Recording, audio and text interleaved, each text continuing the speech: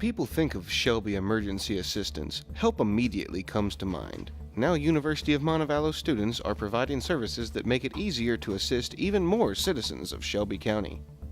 They have been tremendous, certainly with the work that's been going on in our food pantry. Erica's had the opportunity to let us expand into better helping our clients who are diabetic, working up some types of food lists that when the workers have a diabetic client, we can fill those bags with certain foods. She's working up some brochures, informational brochures, and then after she gets that completed, we're going to have another student working with us translate them into Spanish for our Hispanic clients. And that's something that we would have never had the time to accomplish. The food pantry is a service that some families could not do without. Students like Erica are learning about food management with an open heart and mind. We have certain guidelines we go by, or we try to go by when we're packing bags, but I always pack them a little too full.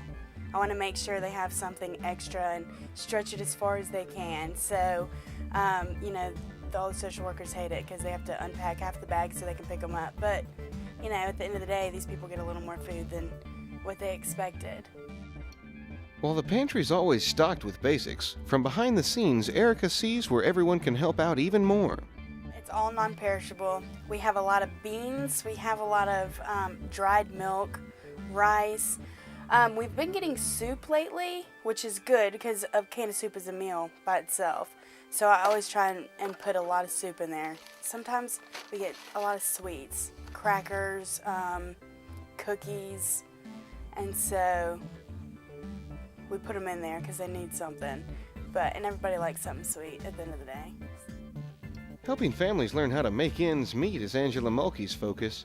She says it takes time for people to understand where their money goes. Well, our biggest thing that we try to do is we give them a budgeting calendar, and that really helps them look and see, oh, well, this bill comes in this month or this week, so I can go get my groceries the next week, and I won't have to scrape up money to go get it. And that kind of helps me to know that I'm helping someone kind of take control of their finances, because a lot of people live paycheck to paycheck, and it's really rewarding to me to know that I'm helping them with their finances.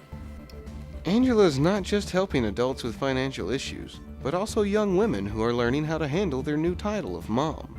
I'm helping them trying to figure out how to spend their money more wisely, because it's very difficult to be a teen mom, especially when you're still in high school, or even if you've already graduated. It's still very hard because you don't have a lot of job opportunities.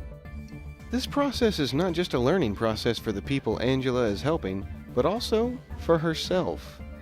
My favorite thing really is just sitting down with the clients and going over. I actually get to sometimes sit in with the social worker and see the first part of the aspect, because they pretty well ask a lot of the questions.